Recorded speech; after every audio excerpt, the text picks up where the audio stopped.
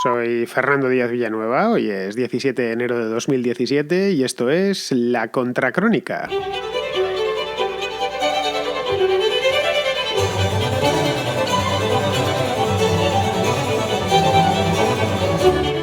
Una de las primeras noticias del año 2017, de este año que acabamos de empezar, del día 4 de enero exactamente, nos pilló aquí en España en plenas vacaciones de Navidad, fue el nombramiento de Tarek El Aissami, como el que era gobernador del estado de Aragua, en Venezuela, como vicepresidente de la República Bolivariana. Maduro, al parecer, quiere que se centre en dos temas fundamentales. El primero es en la lucha contra la inseguridad ciudadana, que en Venezuela ha pasado ya de castaño oscuro. En el país prácticamente se puede salir a la calle y la delincuencia campa por sus respetos por todas las ciudades venezolanas. Bueno, y por el campo también. Eso por un lado. Y por el otro, quiere que luche contra los terroristas de extrema derecha. Esto lo pongo entre comillas porque lo dijo textualmente. Y si no me creéis, luego os pongo el corte para que veáis que no os engaño, que es tal cual lo dijo. En principio, para hacerlo primero, es decir, lo de la seguridad ciudadana, digo yo que ya valdría la anterior, que se llama Aristóbulo Istúriz y es uno de los legendarios, de los míticos de la Revolución Bolivariana. Para lo segundo, para lo del terrorismo de la extrema derecha, yo creo que hace falta un tipo de político muy específico. Uno que esté muy metido en el papel y dispuesto a todo.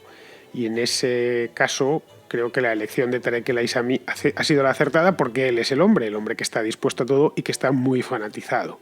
Luego podría suceder, y aquí ya entramos en el terreno de lo meramente especulativo, que a Maduro lo sacasen este año porque se ha cumplido ya el 10 de enero, ya no se pueden celebrar nuevas elecciones aunque le revoquen, y ahí la larga mano de La Habana se ha hecho sentir. El Aissami, en definitiva, es su hombre. Una vez que Castro hinca el diente en una presa, no lo suelta tan fácilmente.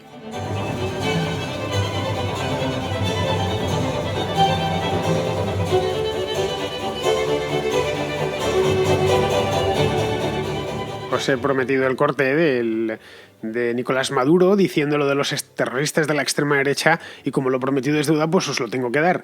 Así que me he ido a buscarlo, ¿eh? No penséis que lo tenía preparado ni nada. Me ha salido de golpe y me ha tocado irme a YouTube a descargarme el audio para que al menos vosotros tuvieseis constancia plena de que estas palabras habían sido pronunciadas. Los venezolanos la tienen, obviamente, porque por la televisión venezolana básicamente lo que se da, especialmente por la televisión pública de allí, la estatal, es propaganda.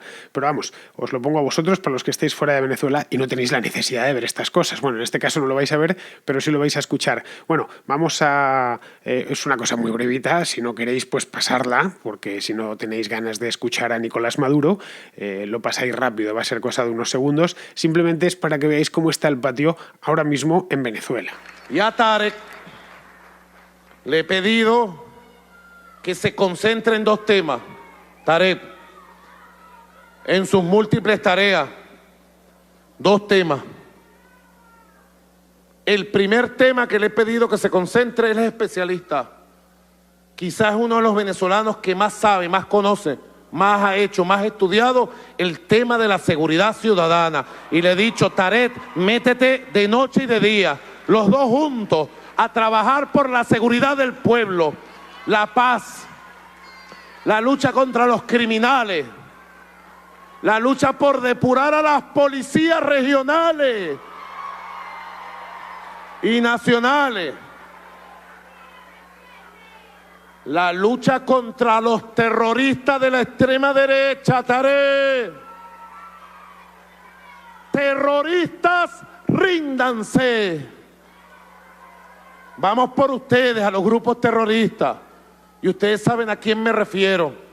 Y Tarek los conoce y tiene los ganchos listos, compadre.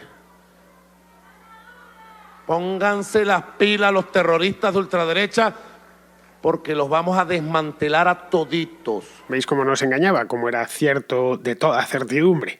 Bien, este año 2017 Maduro se la juega en varios frentes. De ahí quizá esa agresividad verbal. Bueno, aunque bien pensado, agresividad verbal este hombre siempre tiene, forma parte de su marca personal. A diferencia de Chávez, que era un tipo que sabía combinar distintos registros. Unas veces estaba agresivo, otras veces folclórico, otras se ponía gracioso y contaba chistes, otras veces se ponía sentimental. A Maduro, que es bastante más limitado desde cualquier punto del que le miremos, en todos los ámbitos, pues solo le sale el tema agresivo. Si se intenta poner cursi hace el ridículo, si se intenta poner chistoso caribeño también hace el ridículo, en fin. Bueno, este hombre tiene abiertos ahora mismo tres frentes importantes que se lo podían llevar por delante. Se lo podía llevar antes de que termine el año, estamos a 17 de enero, pues para el 17 de diciembre podría suceder que ya no esté como presidente de Venezuela. Esto no significa que se haya acabado el chavismo, ni muchísimo menos. El primero sería el frente económico, que se está a la vista. A poco que sigamos las noticias de Venezuela, sabemos cómo están las cosas allí. Cada vez hay menos de todo.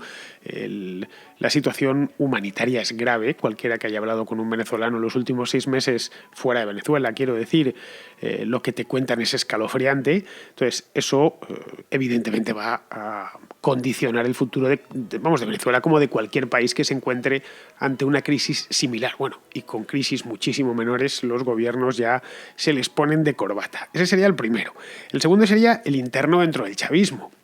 Aunque el chavismo lo veamos como un bloque único, no lo es ni muchísimo menos. Hay familias dentro del chavismo y gobierna una de esas familias, que es la familia más cercana a los cubanos o más cercana a La Habana.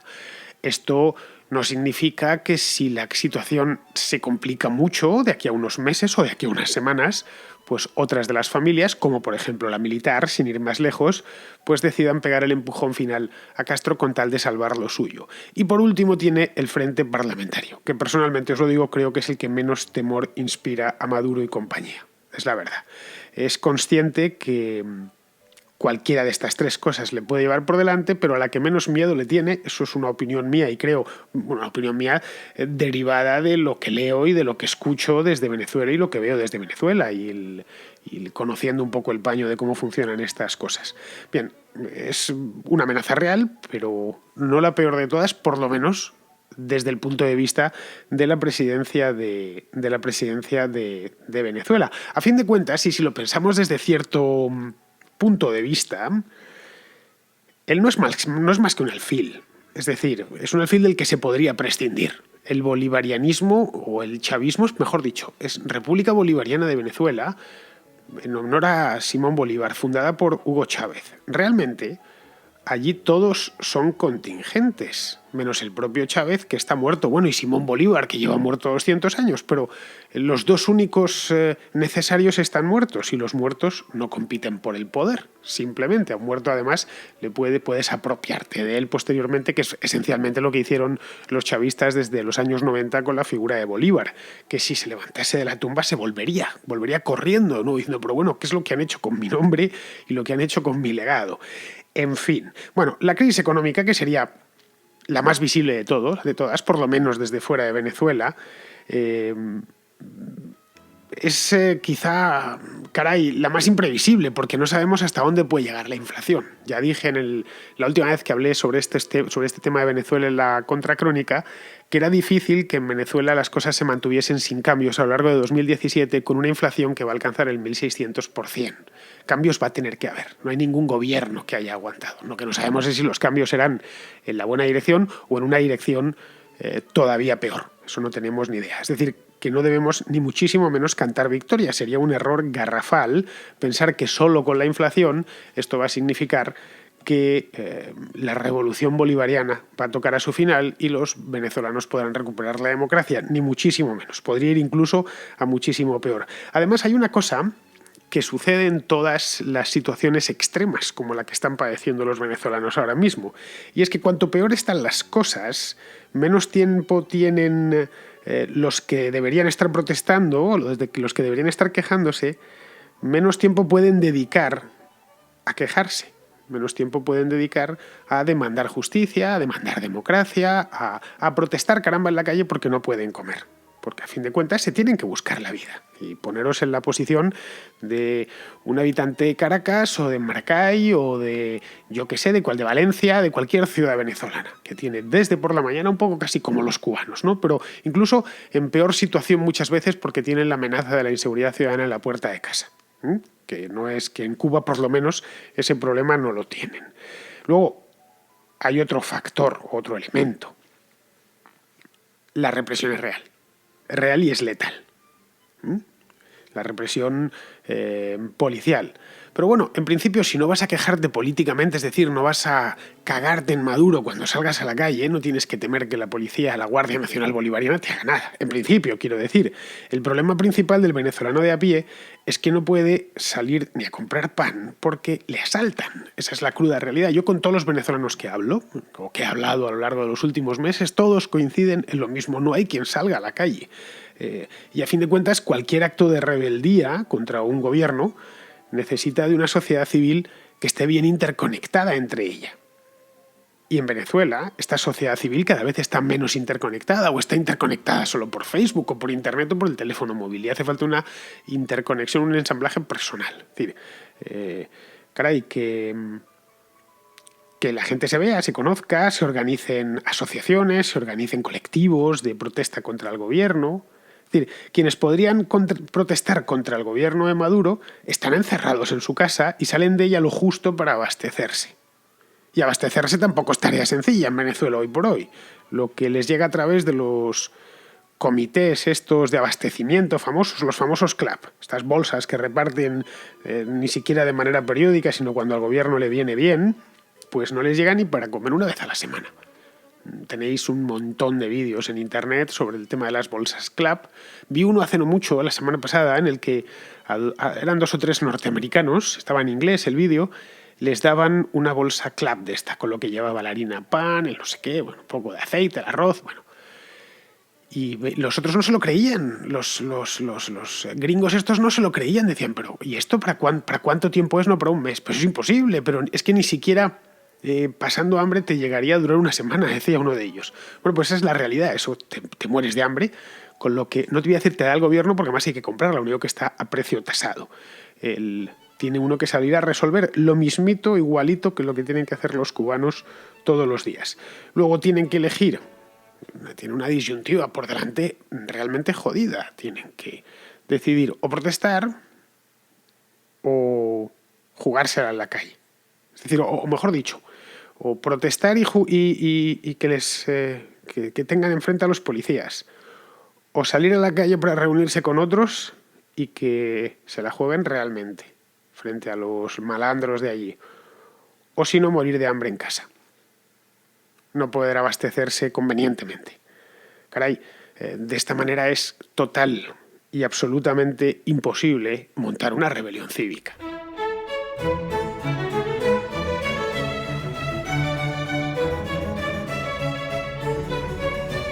Si a los problemas de abastecimiento para las cosas más elementales, ¿no? Los productos más elementales, la cesta básica, le sumamos los problemas represivos, es decir, que una manifestación te puede costar la vida, como se ha dado el caso, pues ya lo tenemos el cuadro completo. El pueblo venezolano está amordazado y además acobardado. Y en un pueblo amordazado y acobardado, especialmente cuando está acobardado, ningún pueblo acobardado se levanta. Eso os lo puedo asegurar, no se ha dado ningún caso en toda la historia ni se dará en el futuro. La cobardía, el miedo es paralizante, entonces tienes miedo de que te pase algo. Y es que ha pasado algo. Desde los sucesos aquellos, va a hacer 3 años ahora, en febrero del año 2014, pues los opositores saben, no estoy hablando de los líderes de la oposición, estoy hablando de la gente que es opositora al régimen, que no le gusta y que quisiera que hubiese elecciones ya. O que el gobierno cambiase de política, es decir, que dejase de ensayar con los venezolanos como si fuesen cobayas de laboratorio, conejillos de indias. Pues desde entonces, desde aquellos sucesos tan luctuosos de febrero de 2014, los venezolanos, especialmente los opositores, saben perfectamente que allí la policía tira a matar. Y caray, a nadie se le puede pedir que sea un héroe. A nadie nos pueden pedir, tienes que ser un héroe, porque sí. Es decir, hay que ponerse en la piel de cualquiera de ellos. Por lo tanto, esa parte es lo que os decía al principio, es la que menos miedo tiene el propio Maduro. Esto también explica, en cierto modo, la impotencia que siente, o esa misma impotencia de la gente y esa cobardía de la gente se ha trasladado a la MUD, a la Mesa de Unidad Democrática, donde están agrupados todos los partidos opositores, que hace pequeños pero lentísimos avances y algún que otro retroceso, que eso los vemos debidamente amplificados en las redes sociales, con muchos venezolanos maldiciendo, que si no es por ahí, que no le echan las suficientes agallas y demás. Bueno, con todo, a pesar de todo, la MUD podría terminar sacando a Maduro de Miraflores. No lo olvidemos, si consigue esta vez sí sacar el revocatorio y poner en marcha el revocatorio durante el año 2017. Porque desde el día 10 de enero, es decir, hace una semana, aunque le revoquen, aunque hay un referéndum y le revoque el pueblo, le sucedería, la ley no contempla nuevas elecciones y le sucedería el vicepresidente, que es el Tarek El Aissami y es ahí donde está la clave del nombramiento por parte de Maduro de este hombre, donde está la clave de la jugada. Esto, cómo hay que leerla y cómo hay que entenderla. El Aissami es un tío de mi edad, no pertenece a la generación de Chávez, ni es de la edad de Diosdado Cabello, ni nada de eso.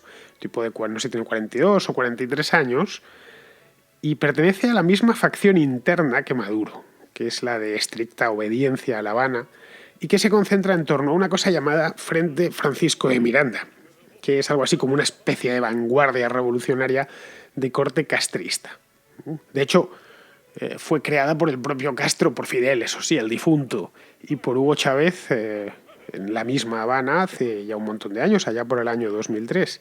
Son, por resumirlo mucho, el Frente Francisco de Miranda sería el tarro de las esencias de la revolución.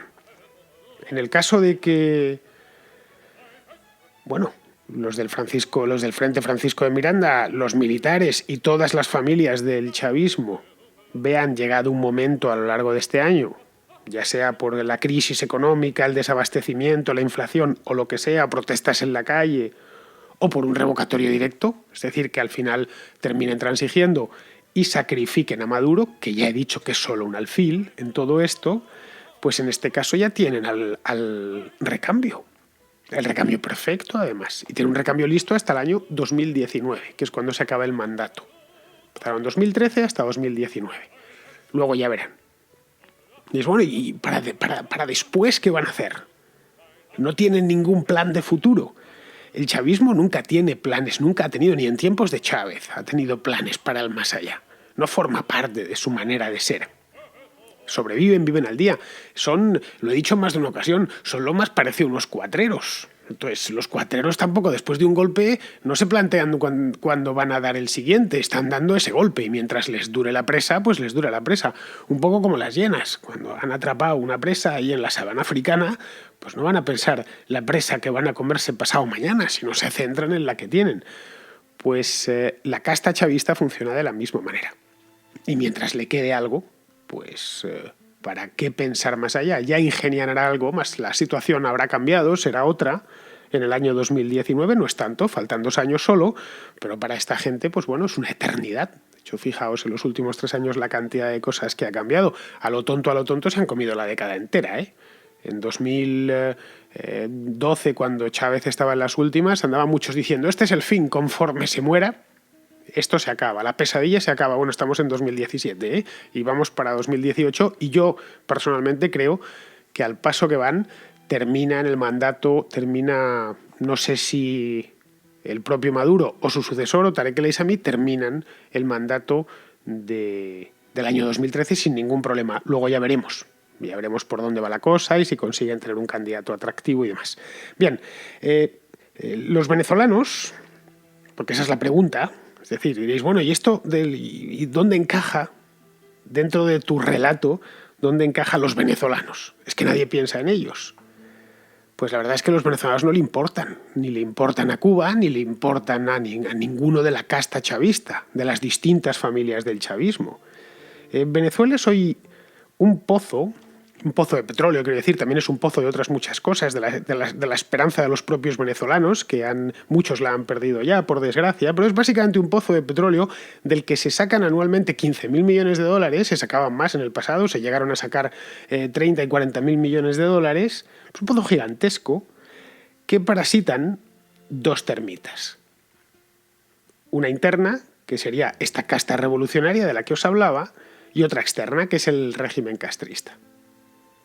Para que puedan seguir chupando, para que puedan seguir parasitando Pueden estar hasta que agoten eso, o incluso pueden llegar a hacer este parasitismo sostenible. Si se les van todos los que protestan y consiguen reducir a la mayor parte de la población a la pobreza miserable y no se quejan, en Cuba lo hicieron, no lo olvidemos. Cuba va para 60 años en este plan y no pasa nada o pasa muy poquito, por desgracia. Pues para que puedan seguir chupando el bote, o en este caso chupando el pozo, necesitan ponerse de acuerdo. Y eso mismo es lo que han hecho. In Italia 640, in Alemania 231. Supongo que os acordáis que la semana pasada Roberto Deniz me propuso la idea de crear una sección sobre gazapos matemáticos, que habíamos pensado en llamarla Contramates. Bueno, al final a Roberto parece ser que lo de Contramates tampoco le gusta, a mí desde luego no me gustaba, y Roberto pensaba en otro nombre, que es Acromates, que no está mal. Dices, bueno, ¿y por qué acromates? Bueno, pues porque según Roberto es matemática acrobática. Entonces, la matemática acrobática, que es la que hacen muchos medios de comunicación. Y la cuestión no es esa, no es que le haya puesto nombre. La cuestión es que me ha mandado el primer capítulo de las matemáticas acrobáticas o las acromates, para las que, tal y como prometí, he preparado una cabecera. 1, 2, 3, 4, tell me that you love. Acromates, matemáticas acrobáticas, la sección de Roberto Deniz en la que 2 y 2 siempre son 4. Bien, vamos al lío. El lío es, en este caso, una vez más, el periódico eldiario.es, me lo dice él, dice es del diario, y no es porque le tenga manía, pero es clamoroso, es de un artículo de opinión publicado el 12 de enero de este año, es decir, la semana pasada, y me pone el primero de los párrafos en la noticia, la podéis, no os puedo leer el link porque sería de locos, pero se titula, la buscáis, Tendencias y predicciones en los periódicos. Entonces, se queja el autor de que cada vez se venden menos periódicos. Es una noticia que sería intercambiable y que podríamos haber puesto en el año 2012, en 2013 o incluso en 2009, que como cada vez se venden muchísimos periódicos. El primer párrafo, que es el que me señala Roberto, dice: tremendo el nuevo batacazo que se han dado este pasado año los periódicos impresos de nuestro país. 2 puntos. 250.000 personas han dejado de comprarlos cada día, lo que significa un nuevo descenso del 9% que se acumula al 55% de caída acumulada en la última década. La prensa llamada nacional es la que más ha sufrido. Entre los 3 grandes, El País, El Mundo y ABC, se han dejado en el camino de 2016 un 14% de sus ventas de ejemplares. Mejor le ha ido a la prensa regional, que ha visto descender su difusión en torno al 8%. Bien, yo si veo esto, pues en principio me quedo con la copla, os lo digo sinceramente. Pero en cambio Roberto Deniz no, porque él es un experto en estas cosas y es un cerebro andante. Entonces me dice, te detallo los fallos que son de cálculo, no simplemente se equivocó en la suma. Bueno, son 5 fallos, no 5, me ponen 5 puntos, ya sabéis cómo son los matemáticos. Me dice, primero, asimilar ejemplares vendidos y compradores o lectores es una pirueta matemáticamente inconsistente, puesto que un comprador puede comprar más de un periódico. Eso evidentemente es así. Segundo, extendiendo esta frase, España tendría 0,25 millones de compradores de periódicos al día por 365 días, igual 91,2 millones de compradores de periódicos. 91,5 millones diarios si contamos que era bisiesto. El año pasado efectivamente fue bisiesto. Según este señor, las ventas cayeron un 9% en el último año y un 55% más un 9% en los últimos 10 o 11 años. O sea que España tenía unos 100 y 142 millones de compradores de periódico. Nota, me apunta, están excluidos los habitantes que no compran periódicos impresos. 3. Llegados a este punto pensarán los oyentes, este es Santiago Roberto, SR o solo Roberto, así que a partir de ahora te voy a llamar Roberto, que es mucho más cómodo y más rápido, es un flipado y un friki. Simplemente se refiere a ejemplares al día y no a un grupo de compradores como la población, pues puede ser Gijón, Hospitalet, Guadalajara, etc. Pues no, puede ser que yo sea un flipado, pero si se va a la OJD, que audita las tiradas de toda la vida, las últimas son de junio de 2016, pues la tirada promedio, que es la mayor del país, es de 267.000 ejemplares y en total 2.709.000. incluyendo diarios deportivos y los salmones, los económicos. Nota, a su ritmo en 2017, el 13 de enero, se habrían acabado los periódicos impresos. Si alguno tiene uno a mano, que sepa que vive en Matrix. Luego da números sin contrastar mucho ni citar fuentes, ni decir que son estimaciones personales. Pero bueno, espero que corrija el párrafo. Y quinto y último, espero que me hayáis seguido el ritmo porque yo me he tenido que leer estos 5 puntos 3 veces para que veáis mi inutilidad matemática casi genética. Bueno, genética no, que a mi padre se le da muy bien las matemáticas. Lo que pasa es que justo ese gen a mí no me llegó. Bueno, la quinta dice, en fin, podría...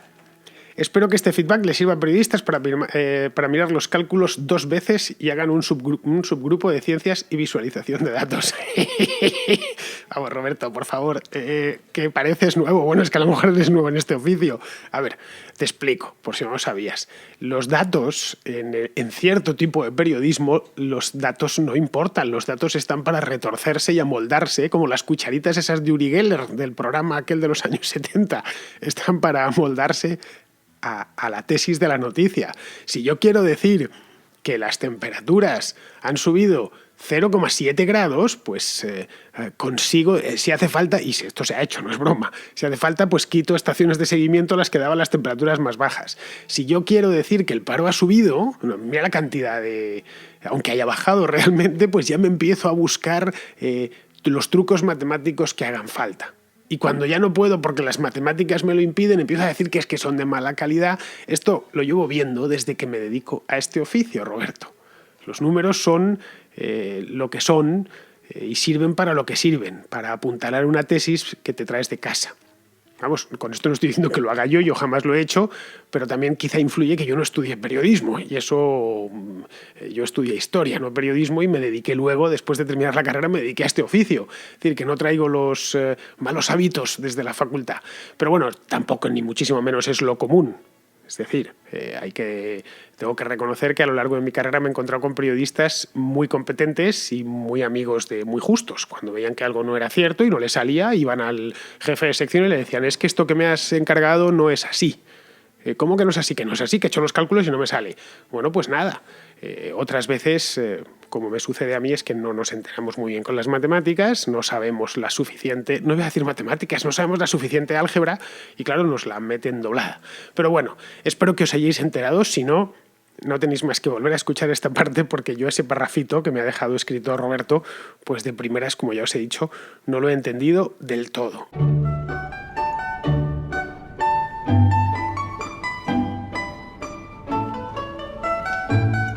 Y antes de irme, un comentario muy rápido sobre una noticia, él lo llama noticia mierder, de Julen Pardo, que es vasco, es guipuzcoano, pero está en Múnich. Pues me mandó una cosita que ya la había leído la semana pasada, me la habíais mandado alguno de vosotros también, y es una en Suiza, no es exactamente suiza, ella es holandesa, que no ha conseguido la nacionalidad suiza porque es muy pesada, es una vegana y animalista. Entonces, como la nacionalidad en Suiza te la dan tus vecinos, en esencia es un sistema muy, muy liberal, es decir, no es eso de que un funcionario te dé el pasaporte, te lo dan tus vecinos, pueden alegar. Y si no te la da el vecino, te la va a dar el cantón. También está cerca, el que no da la nacionalidad es Berna, eso os lo aseguro, es decir, la capital. Bueno, pues no le han dado la nacionalidad porque es un coñazo de mujer y se opone a que las vacas, ya sabéis que el campo suizo, esto es en el cantón de Aargau, pues un cantón rural, que está lleno de vacas, obviamente, pues llevan un cencerro. Y al parecer a esta mujer no le gusta que las vacas lleven el cencerro. Total, que lleva dando la paliza a esta buena mujer desde hace un montón de tiempo, llevan en Suiza muchísimos años viviendo, que sus vecinos han dicho que nada, que se vaya a otro cantón a vivir, pero que desde luego allí los vecinos de ese cantón no se lo van a conceder jamás. Lo cual me lleva inevitablemente a gritar ¡viva Suiza! Caramba, ojalá tuviésemos esa capacidad de decidir desde abajo también en España. Y no solo para dar o quitar la nacionalidad, en este caso para darla, sino para muchas cosas más, porque tengo otra noticia también enviada por uno de vosotros que me la ha mandado sobre el tema de el referéndum que va a haber en Suiza relativo a en este caso es Guillermo Ramos, para abolir las televisiones y las radios públicas. Esto me lo voy a leer con más calma, por eso no ha entrado Guillermo a valorarla. Prefiero estudiarme el tema antes de ponerme a opinar sobre él. Pero vamos, así de primeras suena estupendamente. Muy bien, queridos amigos, pues con esto me despido de vosotros. Hasta mañana.